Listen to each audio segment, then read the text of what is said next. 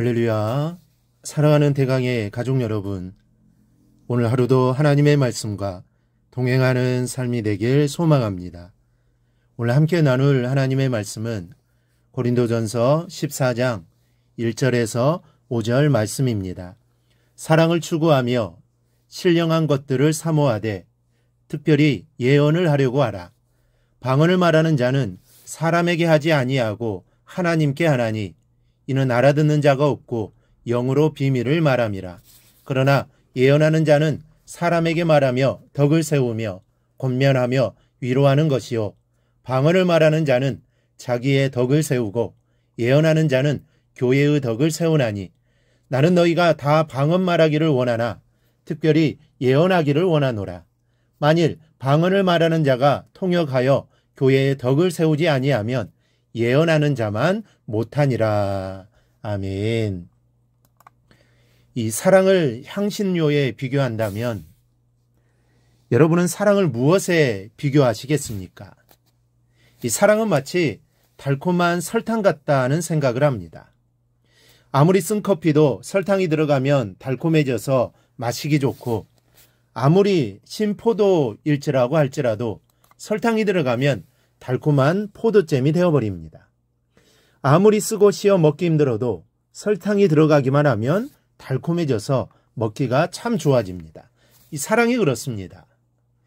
인간관계에 사랑이 녹아들면 신뢰가 생기고, 이 돈에 사랑이 녹아들면 그때는 자비가 행해집니다. 형제 간에 사랑이 있으면 우애가 돈독해지고, 가족 간에 사랑이 있으면 그 가정에는 평안과 안식이 있습니다. 그렇다면 이웃 간의 사랑이 녹아들면 무엇이 생겨나겠습니까? 이웃 간의 사랑이 녹아들면 덕이 생겨납니다. 이 서로를 존중하고 믿어주는 고운 마음이 생겨서 서로를 고마운 존재로 받아들이게 되고, 또 서로를 필요한 존재로 여기게 되는 겁니다. 때문에 사도 바울은 오늘 본문에서 사랑을 따라 구하라고 하면서 덕을 언급하고 있습니다. 특별히 교회 안의 신앙생활에는 덕이 필요합니다. 교회는 여러 사람이 모이는 곳이요, 죄인들이 모이는 곳 아닙니까?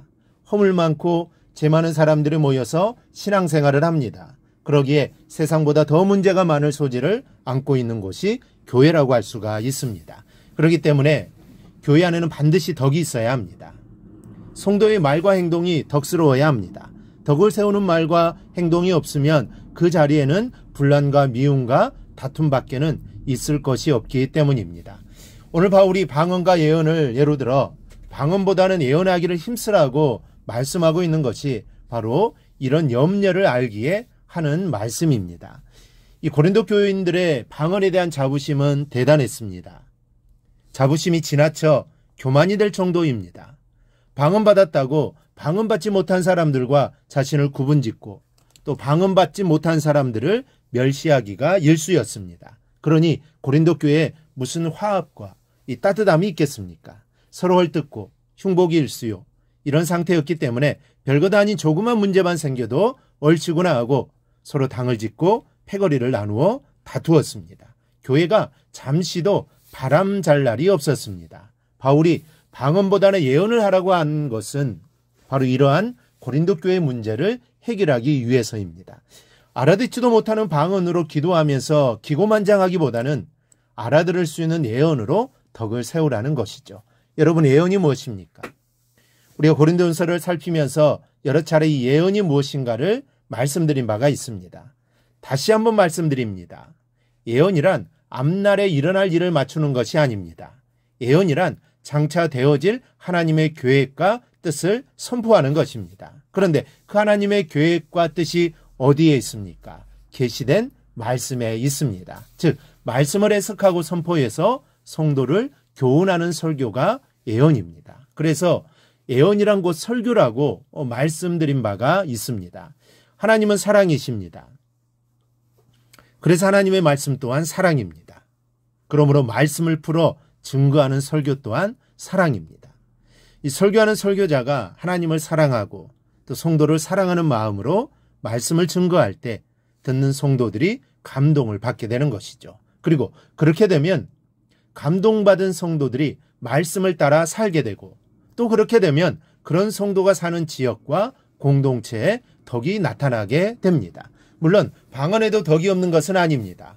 방언도 자기 개인에게는 덕이 되고 또 믿음의 힘이 됩니다. 방언을 못 받았을 때보다는 방언을 받았을 때 믿음이 힘이 얻습니다. 그러나 방언을 자기 외에 누가 알아듣습니까? 아무도 못 알아듣습니다. 사람들이 못 알아들으니 덕을 끼칠 수도 없습니다. 그러나 예언은 다릅니다.